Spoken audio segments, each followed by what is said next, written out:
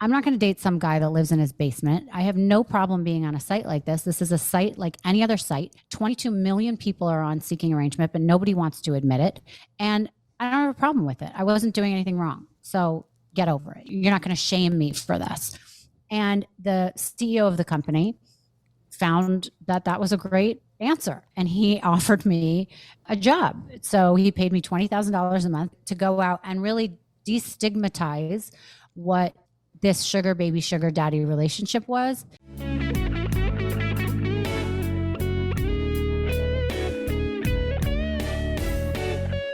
Welcome to Secrets of a Sugar Daddy. Here's your host, Marcus.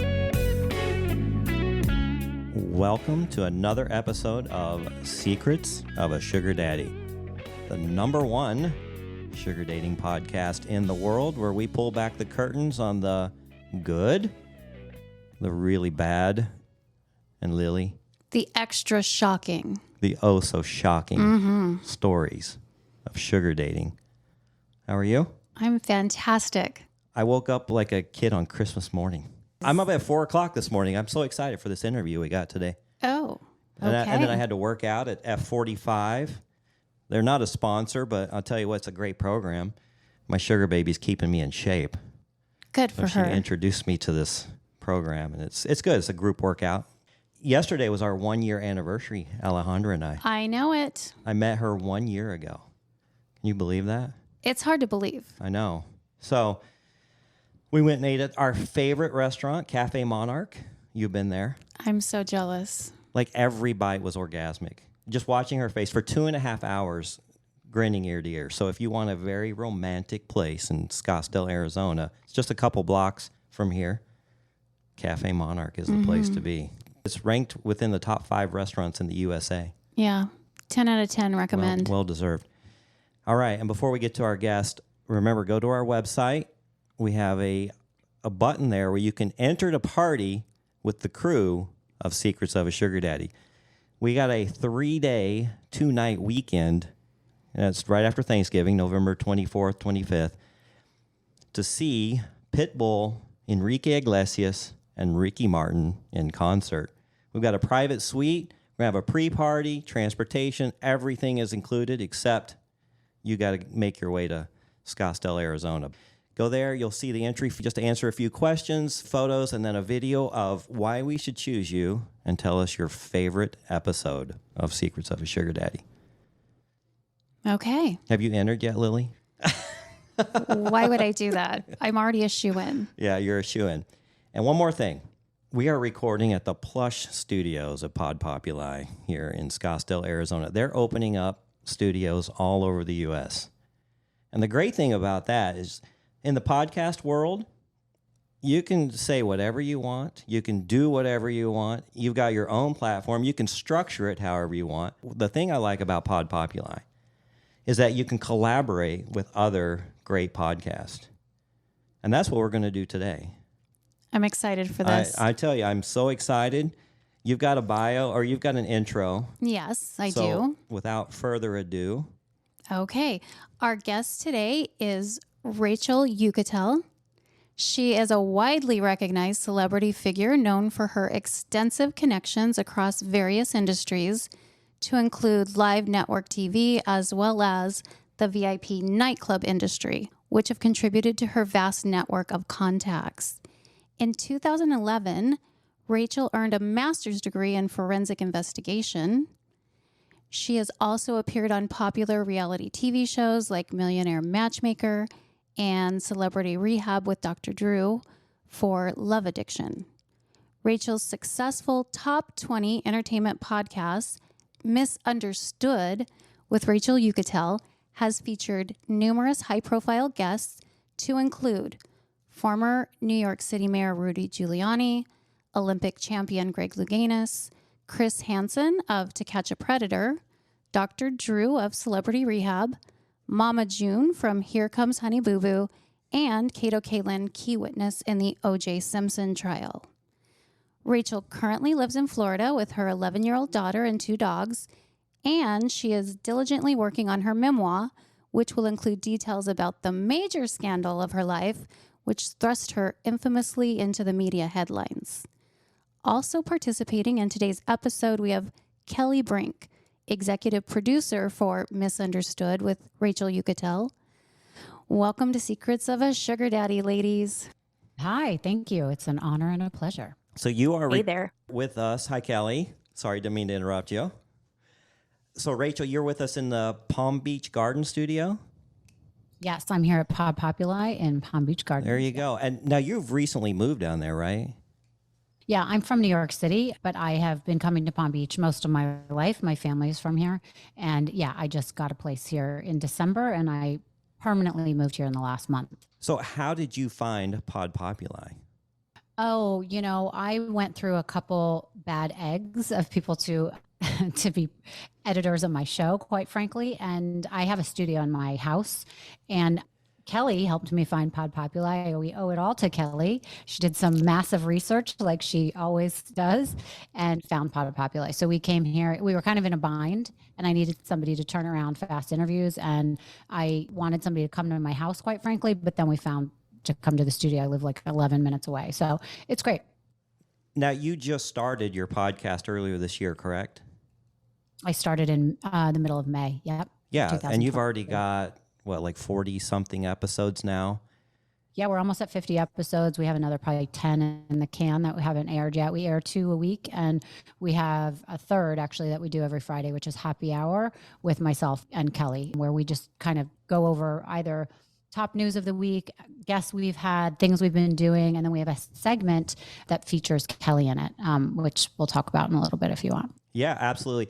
We've been doing this for a couple of years, and we do interviews and with sugar daddies, sugar babies. We talk about the lifestyle, but we found that people get so invested personally in our lives, not just the people that we interview. And so as I binge listened to your show for the last, 5-6 days, I didn't get through every one of them, but I was very fascinated by some of the guests. I'll tell you my favorite, Dr. Drew. I mean, I was a big fan of his when I think I discovered him when he did something with Adam Carolla. Was it called like Lifeline or something like that, where they gave advice? Loveline. Yeah, I love that been show. On that with them. Yeah, and then of course I did see your episode in Celebrity Rehab because I used to watch that. I'm a big reality junkie. I'm 55 years old, and I remember watching the very first Real World on MTV out of New York City. Do you remember those? Me too.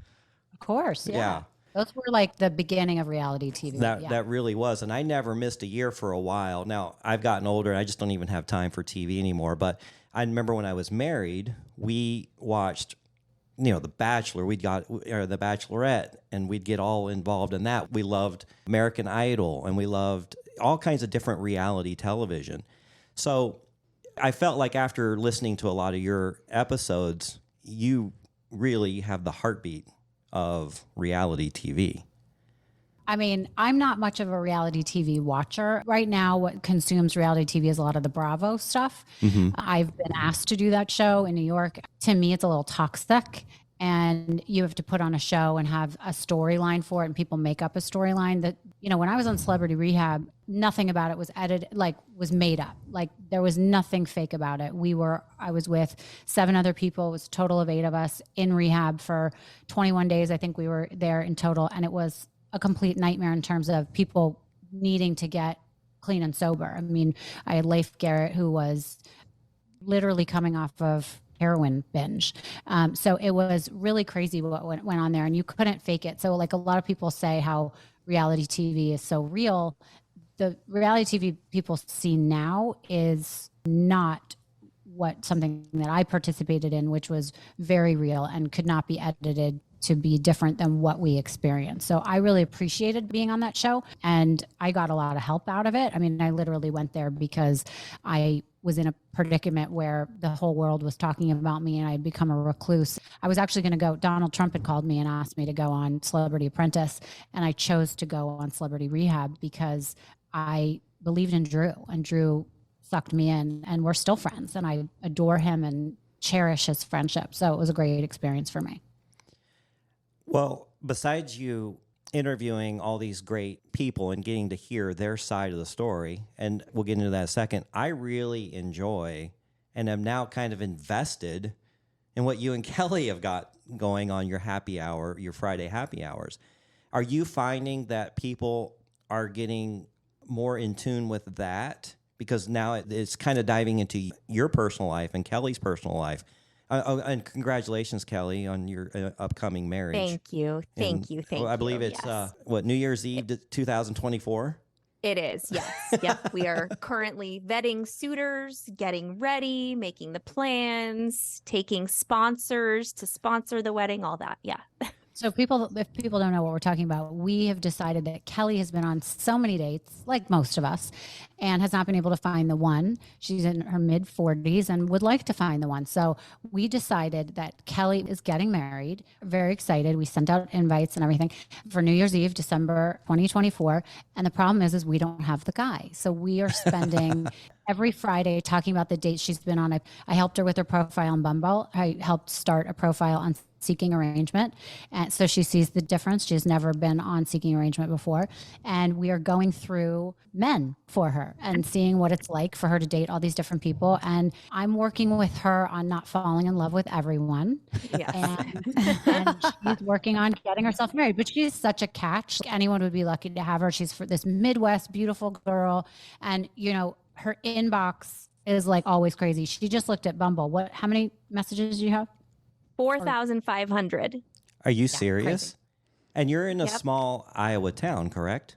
Yes, but on Bumble, we set the settings so that it picks up when I'm traveling. So Oh. since I was with Rachel last week, we were in Palm Beach. My connecting flight in Atlanta when I had like hundreds of people from Atlanta in that amount of time. And then, you know, New York and all of that. So yeah, I hadn't checked it for a while. And then I checked it. And there So were a lot. here's the problem. How do guys like me who just absolutely get lost in the noise, how do we get through to you? Humor is good, but you won't get lost in the noise. I'll tell you why. Because I'm a professional sifter of the good guys. If we're going to talk about Seeking Arrangement, for example, I know how to look. So Kelli's problem, I'll tell you right now, was that she would engage in all these long conversations and this back and forth. And I'd get on her account and I'd be like, what the can I curse on here? What the fuck are you talking to these people like this for? And so I'm like, don't respond. Stop responding, Kelli. And she'd be like, oh, let me give you my cell number. You sound really nice, you know? And I'm like, no, it doesn't work like that. I'm taking over your account. I will find the ones that make sense. And so I'm really helping her with that. But yeah, you can say what your type is. Well, if that, and Kelli, I heard you made a huge mistake by giving out your real number. I did. I didn't know Bad that girl. was not a thing. The first person I talked to, he was like, let's take this off site. Let's exchange numbers. And I was like, okay, well, I mean, what can they do? What damage can they do with a cell phone number? I thought that's fine. And then I Googled my cell phone number. Oh, there's my home address. There's everything. So now I use a burner. Lily had to learn that the hard way. I learned also. it the hard way. Oh, and as did I. I had a stalker that had my real number. It was a little terrifying. I can relate to Kelli though, because don't you just feel rude not to at least respond and say, thanks for your interest. You don't seem like you're my type. Like at least something. I do. I yeah. have a hard time. I've been ignoring them lately just because I'm pretty exclusive in my relationships right now. And Exclusive with your 2 relationships. okay, I have 2 exclusive relationships. I guess that is, A little oxymoron. there. yeah, it doesn't make sense. Do they know about each other? They Yes, do. they do. They do. See, and that's the great thing about sugar dating or the people that we meet on sugar daddy sites or Seeking or whatever they may be, is it's a little bit more open. And I've heard you guys talk about the differences between Bumble and Seeking and Tinder. There's huge differences. There sure are. And Rachel, you were actually a spokesperson for Seeking at one time. I was. How did that thing come about?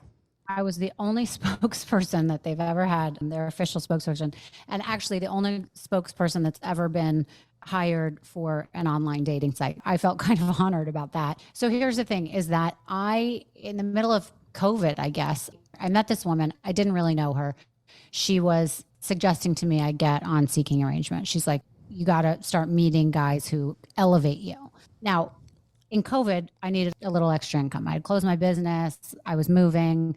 And I thought, all right, well, this will be a nice way to to do it. The way she explained the site to me was, it's something that made sense. But I'm not the type of sugar baby that wants Chanel purses and stuff. I wanted money to help my life, but I'm not a hooker. I didn't want to go on the site because I didn't really understand the difference between whether or not that was being a hooker or whether or not that was just dating to elevate your life. And any kind of relationship, you sometimes have agreements, and guys tend to take care of women, and it shouldn't be a big deal. Anyway, I tried this site. I had a couple great arrangements. One of them, he was getting a divorce, and his wife that he was getting a divorce from saw us on a trip, called the Daily Mail, and long story short, it was in the paper. My response to, all over the country, made a lot of news. So because she said that he had left her for me and left the kids, by the way, all of this was not true.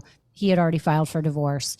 I actually went and spoke to the divorce attorney to find out the day he had filed for divorce, because I got really pissed that I was being dragged into this.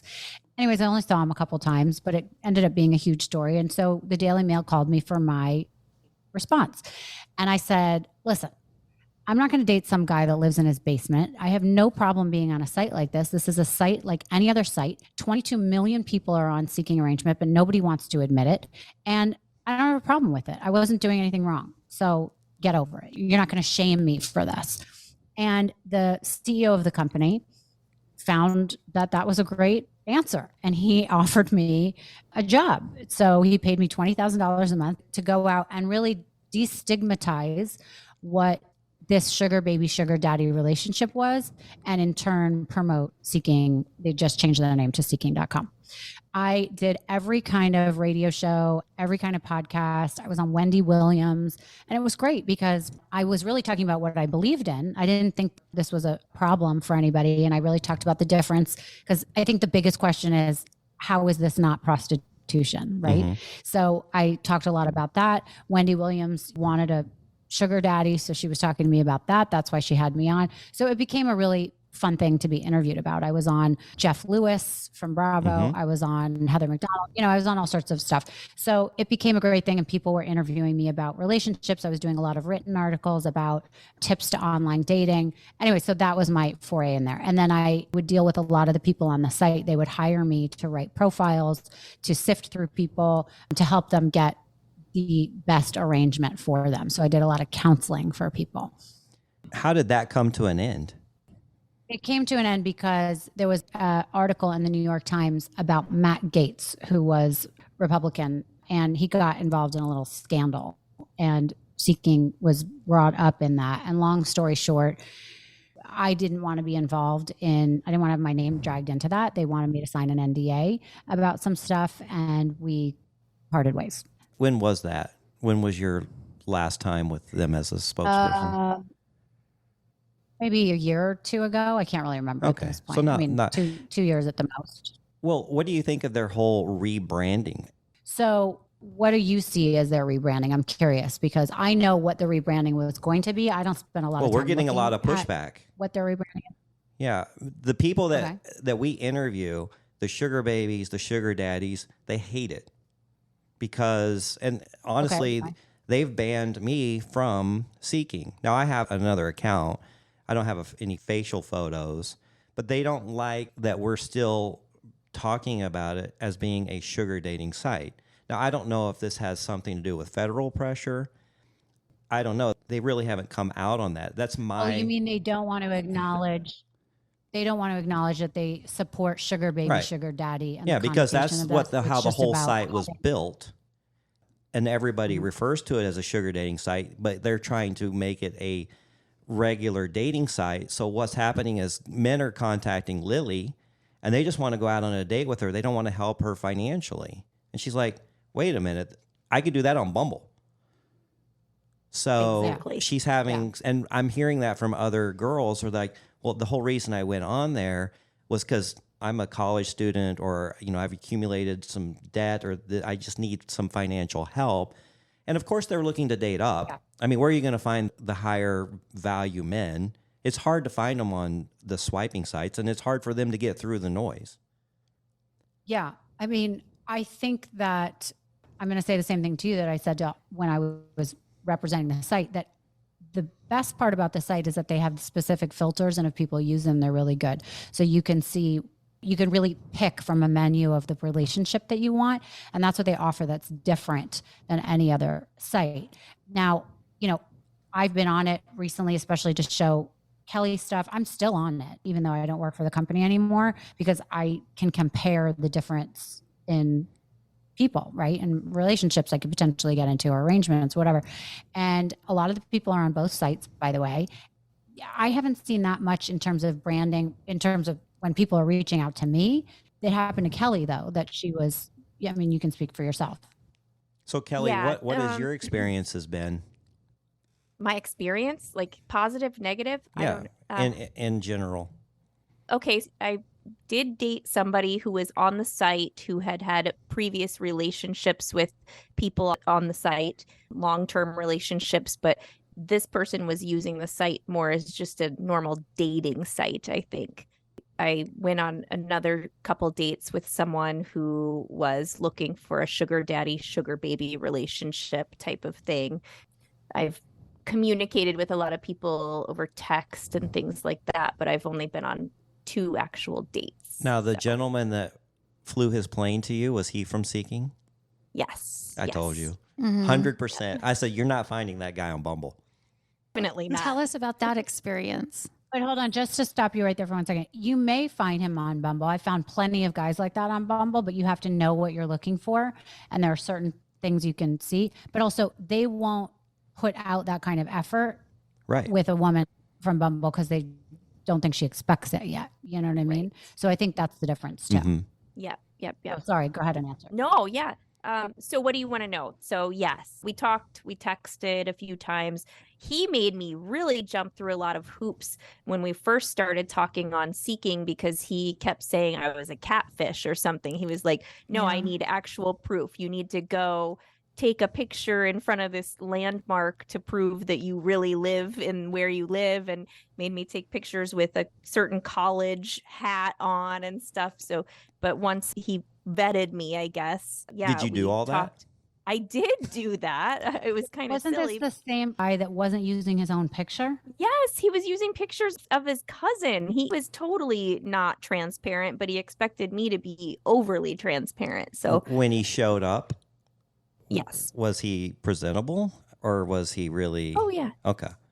Yeah. He was really, before we met up, we actually exchanged our social media info too. So, our real social media info. So, yeah, it was great. He flew into the little town I live in and picked me up, and we went to the city where he lived, and we planned a really great couple of days together. And he like booked a whole spa day for me and stuff. It was great. Yeah. Nice. But there was can I say openly? Yeah, I mean, go ahead. stop me if you want me to stop. Okay. Yes. He was filled with red flags for me, for her. Yeah. She would be like, oh my God, I just met his son.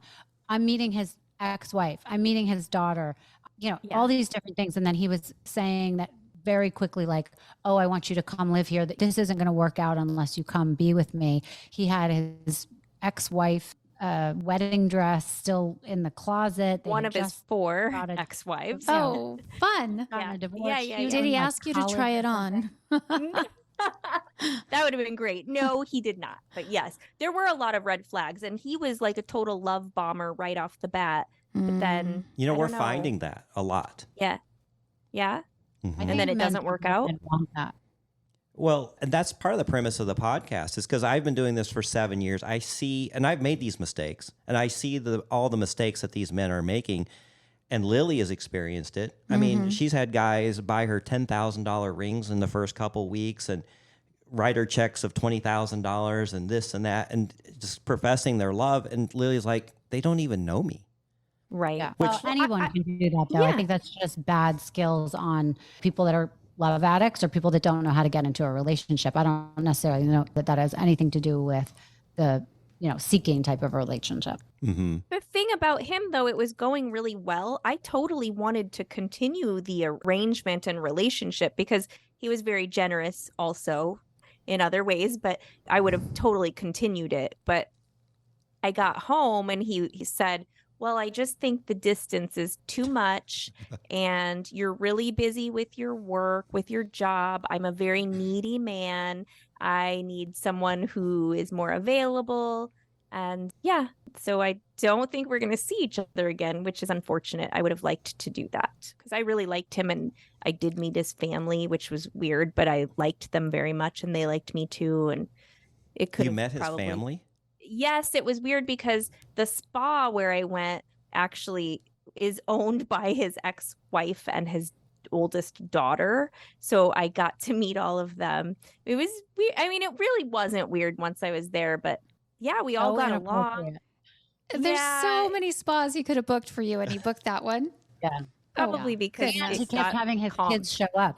One of his sons walked in on her when she was in lingerie.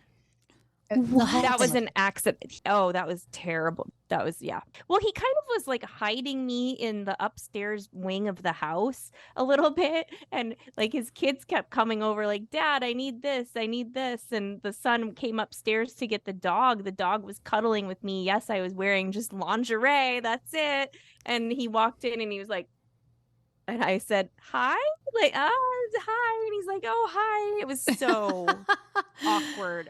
You're Yeah. adorable.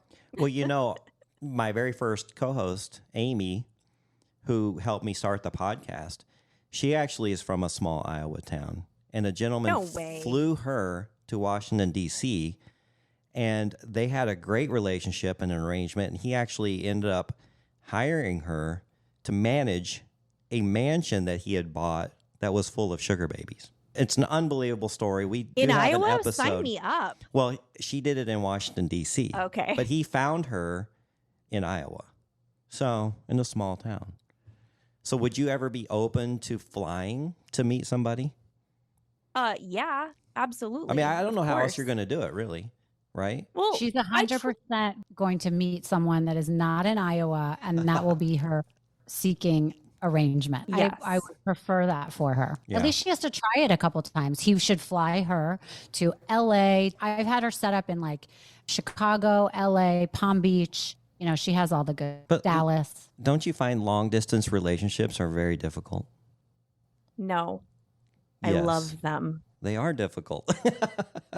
I love them because Sometimes you don't have Not a if they're choice, though. arrangement.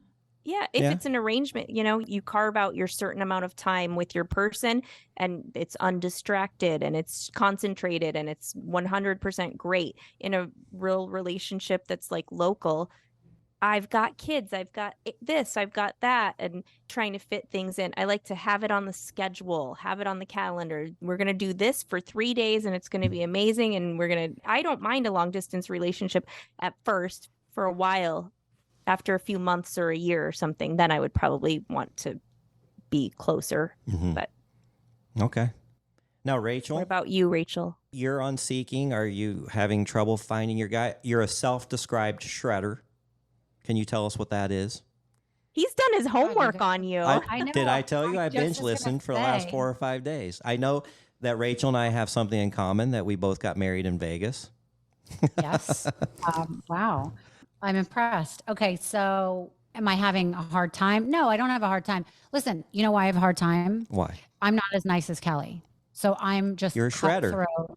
Yeah. Well, no, I'm a shredder to anybody when I meet them. Like I don't give anybody the time of day. Do you know what I mean? On that specific site, I'm not soft and fuzzy, even like you are, Lily, where you're like, oh, thank you for reaching out. I would never say that. Like I am Oh. just all business. I'm like, listen, this is why I'm here. This is what I need. Otherwise, I don't have time to have a conversation with you. And usually I'm really very good at even finding people that don't have pictures. I'm not into the way someone looks. I'm into their personality, the power they have, their confidence. Those things really stand out to me. So I'm able to pick the right person and sift them very easily, but there's very few of those guys. So that's what makes it hard. I have found the people that I've gone out on dates with, I only get to the point where I go on the date with them because I've vetted them that much and we've had enough conversation. So I've been very lucky that I've done really well with finding the right people. And they might last 1 month, they might last 2 years, but it's worked for me. And I don't get into like relationships. I mean, I find very powerful people that you guys would know Mhm. on the site who are legit, who are willing to, we don't talk in between the times we see each other, but we are so close and I trust their opinion. I respect them. I would never shred them. Like, I'm lucky, I feel like, to be in their presence. They bring me into situations that are amazing, and I feel lucky for those. But like when we separate for the month that I don't see them or the 3 weeks, I go about my life. And, you know, when I'm with in the right arrangement, I'm only with them. I'm actually a monogamous by nature. I don't want to date a bunch of people. I don't even like to go out on dates. And I truly want to find love. I want a witness to my life. I want to be with someone in a relationship that is just my own and has nothing to do with this. But until I find that, this is what works for me. I have a lot going on. We have 3 shows a week. I'm interviewing super powerful people. I'm not going to date some mere mortal that has confidence issues, has issues with his ex-girlfriend and his ex-wife. I don't want to hear about that. That stuff to me is like, I don't even talk about that. I'm not a gossiper. I don't want to hear about people's problems like that. I want to get into a situation where I'm like learning something new, doing fun things with them, and they're learning from me too. And we're having a great time and it's a great partnership. And then we go back to our lives and then we come back together. So that's what I've found works for me on there. I agree with what you said. You just said it way better. Yeah. No baggage. No baggage. Yeah. Not even a carry-on. Maybe you can bring Exactly. just your wallet. Bring that. Okay, so one thing I do want to bring up, it's not a very popular subject, but it's there. I've heard you say, Rachel, and I've heard you say, Kelli, you like the alpha, manly man, somebody that's going to take care, take charge, let you be your feminine self, right? Are you having a hard time finding that person who is maybe a different political agenda than you? Meaning, most of the successful men that I interview and that are on the site seem to be moderate to conservative Republicans. And after kind of listening to you guys, I feel like you kind of go a little bit different direction. Just fine. Everybody has our different opinions on religion, on politics, etc. Are you finding that the alpha males tend to go that direction? So the pool that you're fishing from is not really the pool that you want? I don't know. How do you balance I don't find that? at all. No, I just say I will not date a Trumper. I won't date a vegan or a Trumper. Those are my two things. Describe what a Now, Trumper I've is. become like What's someone a who Trumper? believes that January 6th should have happened. There was nothing wrong with it. Somebody believes that Joe Biden didn't win the election. Like people that aren't in reality to me. So I those think are that there's right-wing something wrong with that. fanatics. Yeah, I'm not dating someone like that. I know Donald Trump. I don't have a problem. The guy's a jerk. What he does and says to people is obnoxious. The problem that I have is the people that follow him and are total assholes and have no regard for anyone else, that hurt people, that say stupid things, that ignorant, don't know anything about anything, that call everybody criminals. They don't follow rules. I think that that's a problem for our society because it makes people mean. I have come from a lifestyle where I went on a date with someone where he was talking to me about all these conspiracy theories, and I didn't have a problem until he brought up September 11th, and he was like, well, you know, that was an inside job. You know, everybody that they said died didn't that's die. annoying. And I was like, I get it. do not talk to me about that, because all these people talk with such authority, like they've been involved in stuff like this. I've been involved in stuff like this. So don't talk to me, who was there on that day, lost my fiance, knows what it's like to go through that, because you've been watching it on Fox News. I don't want to hear from someone like that. So I say that up front. I won't date an ignorant person like that. But, you know, I'm also smart. I can listen. So like we've recently, since we interviewed Rudy Giuliani, you know, he's all the way on that other side. And I don't agree with his policies. We just had an amazing time with him on Friday night at dinner, and we text him 5 times a day. We love Rudy. Yeah, it was a good We interview. don't have a problem. Right. Thank you. So I try and see through the person, but usually those ignorant people don't even know who they are. They're just such a mess. So I won't pick someone like that. But no, I know plenty of CEOs of publicly traded companies who they might be, most of them are Republican, sure, but they're not nuts. Yeah, the people I hang out with at my country club who are business owners and CEOs and people that have found some success, they agree with some of the policies, financial policies, the fiscal policies in the Trump organization, but they're also like, will the guy fucking shut up? Will he just stop talking? And I think that's kind of where it's misunderstood, not to dive into politics, but that's where we're misunderstood as a Republican. Is like, just because I supported a few things doesn't make me a Trumper. Right. And all my friends. That's how you just have to represent yourself in the right And all way. my friends they will not vote for him again, although they absolutely supported a lot of his policies. So I think sometimes we unfairly get grouped into that category. And I'm just saying, don't discount those guys. And you're a smart woman, and I'm sure you don't.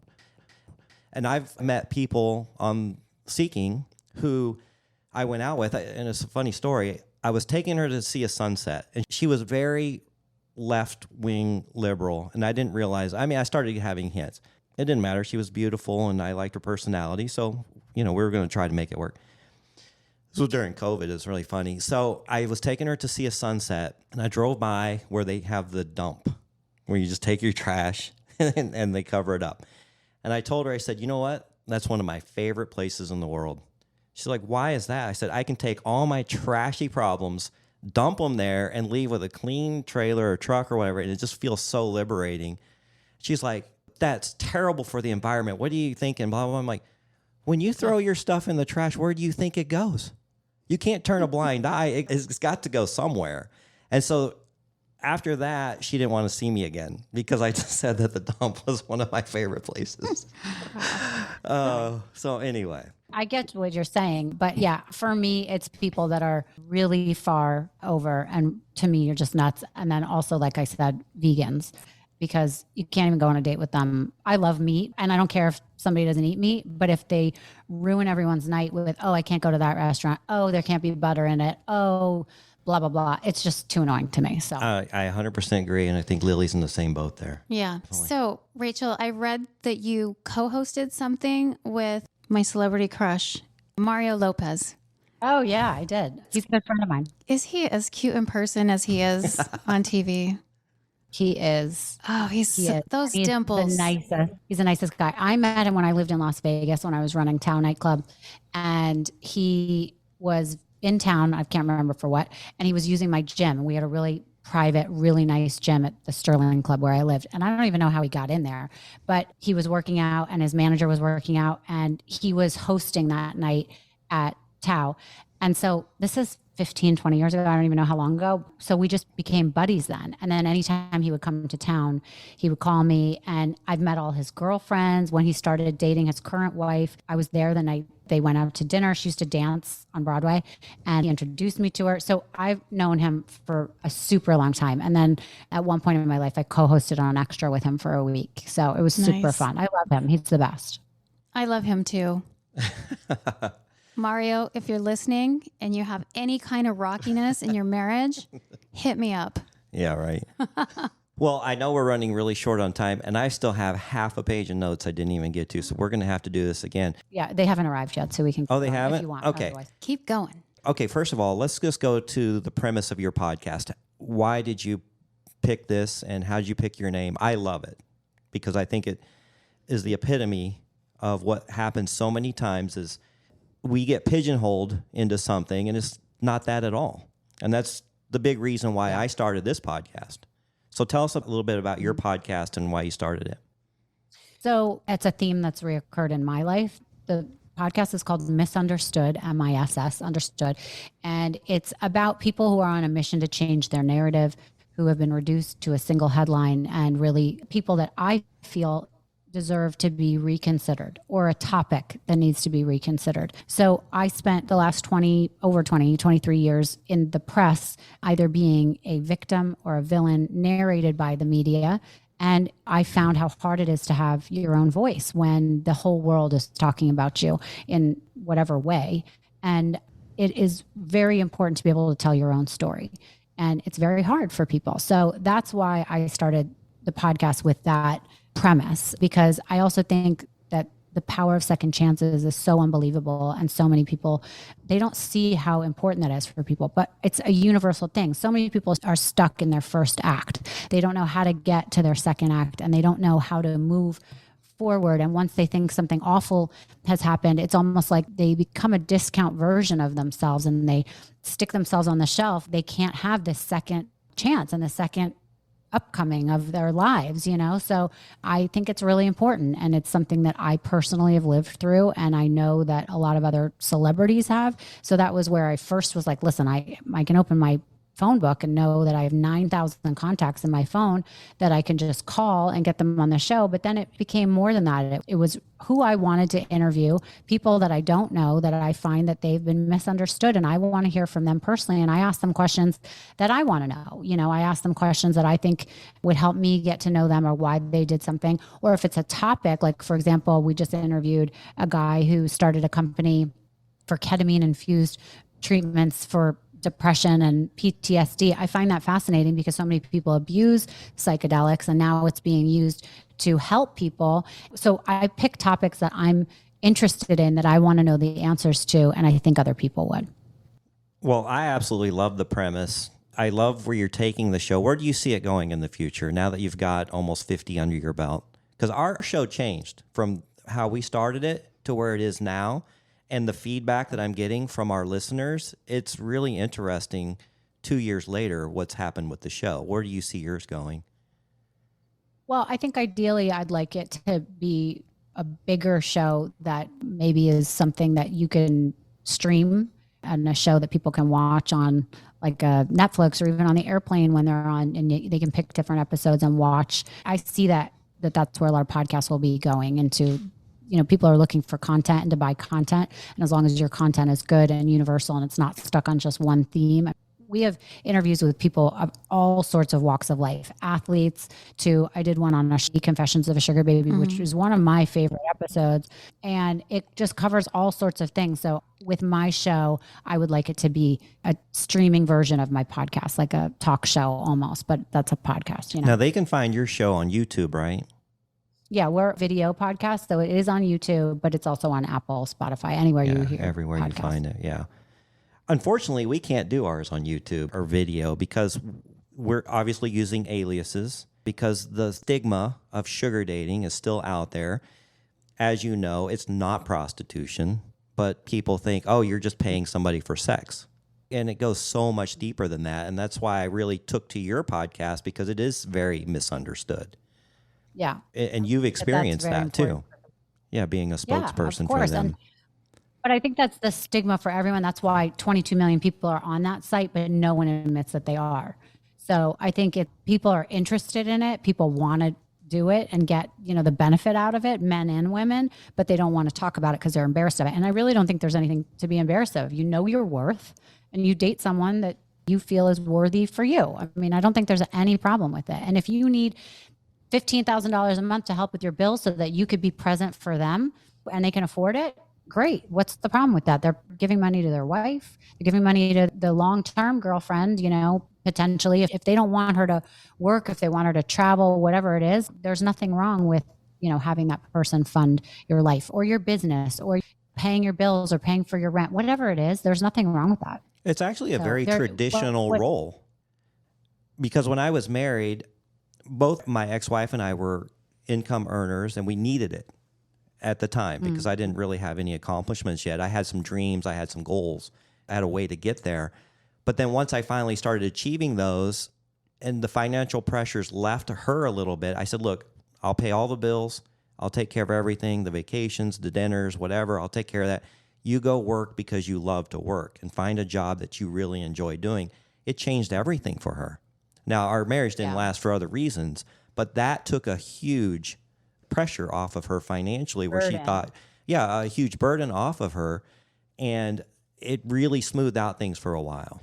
You know, now there was some other issues that took place, but money can be the root of a lot of problems. But, you know, when you feel financially stable, no matter who you are, man or woman, I think your life is just so much easier. You're less stressed. You can actually do a job that you want to be in instead of forced to be in for money if you know that you have a little bit of a safety net. And if you want to have someone helping you, you got to date the right person. You can't date the guy who's still living in the basement of his parents' house. It's just not going to work out. Anyway. So your bio said you're working on your memoir. How far along are you on that? I've signed with a really amazing agent who represents some of the biggest stars in the world. And we have written about a 90-page proposal, and it is out to publishers basically now. It takes a while because they have to sign NDAs. Each person has to get it one at a time. Normally, when you write a book, you just send it out blanketly to a bunch of publishers. They read it and they decide if they want to sign on or sign you, whatever. But this has to go kind of slowly because of what's in it. We also want to make sure that no one is leaking it. When people found out that he was my agent, it was like top story. It was on page 6. It was on every sort of entertainment news thing that I had signed with him.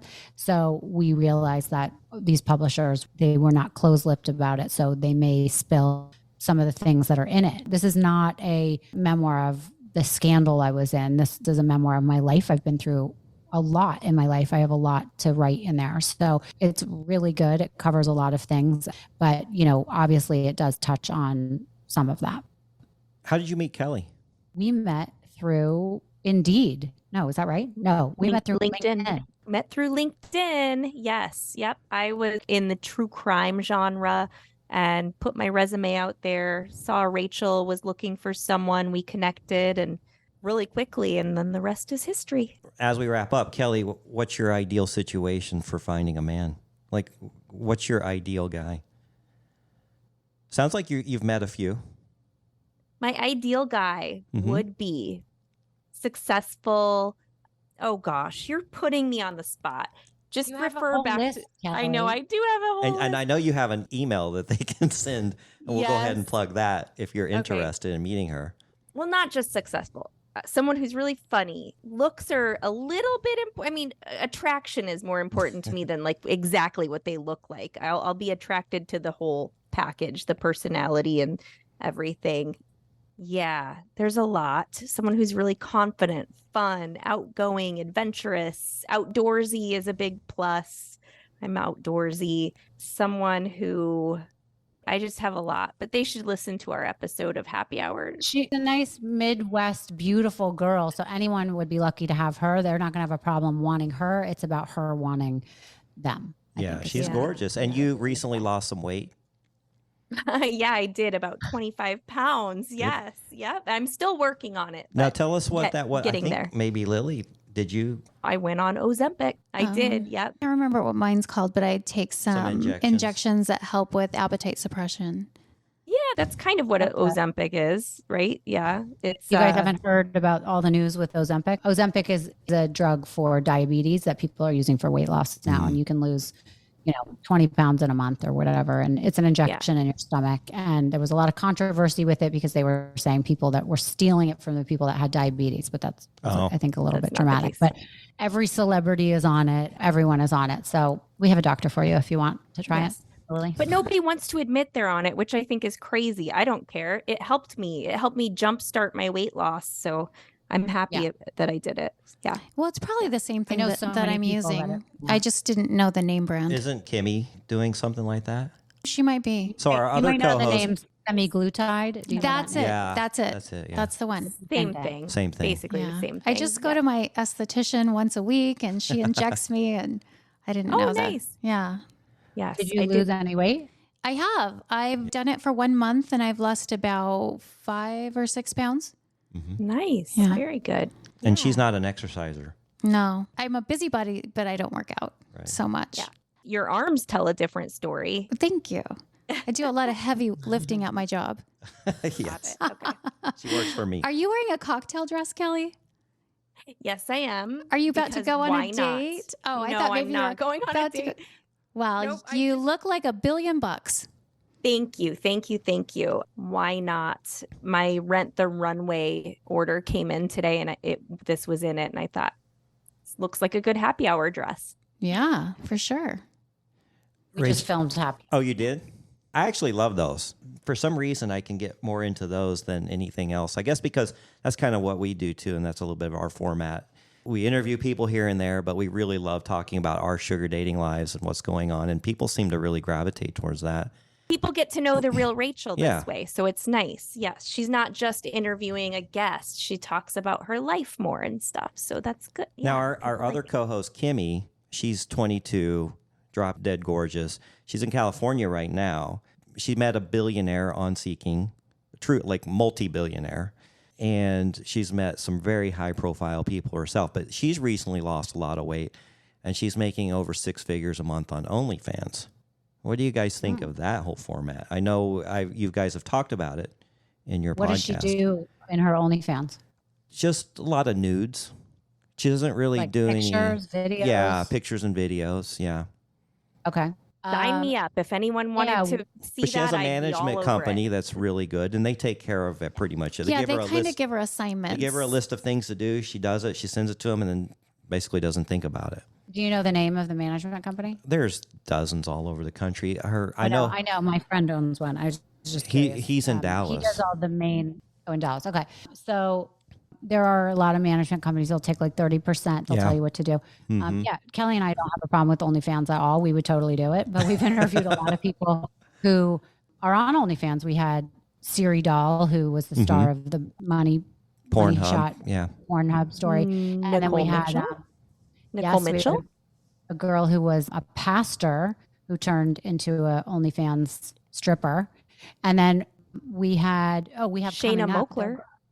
Oh yeah, Shayna is also on OnlyFans as a celebrity. But we have coming up a really interesting story. A woman, her name's Courtney Telia. She's been in the news a lot. She's on Dr. Phil and all these shows. She started as a school teacher, and she was only making very little amount of money. And then she now teaches. She quit her job. She went on OnlyFans. Actually, I think she got fired for being on OnlyFans, and then she quit her job and now teaches other teachers how to be on OnlyFans and to quit their job. So for free, she'll give lessons to teachers, and then to everyone else, she charges them. So I find her very interesting. And she makes over $1 million a year. She makes like $2 to $4 million a year. Isn't that something? It's just. Yeah, I don't get it. You ever seen the meme where they've got the stairs to success, and it's got you graduate high school, you get a fast food job, you know, whatever, and then OnlyFans is up here, and it shows somebody just bypassing every one of those steps to success. Yeah, it's Pretty accurate, yeah. I think. No, Yeah. it's crazy. Unbelievable. Well, thankfully, we did get the good hour in. I still have so much more to talk about, but maybe we'll save it for another time. Okay. Rachel? Well, thank you. Nice to meet you guys. Yeah, we have so much in common, although this is the first time I ever met you. But the episode that you did with Brian Howie was fantastic. Have you had a chance to re-listen to that? Thank you. No, but I mean, I was in the room, so I remember. Yeah. It, but I know, but there's times that but we'll record and then I'll listen back. And I'm like, oh, I completely forgot we talked about something. Yeah, no, I know. Yeah, no, it was fun doing it. Brian is a good guy. And so it was a good opportunity to sit down with him and let somebody interview me. It was nice that it was him.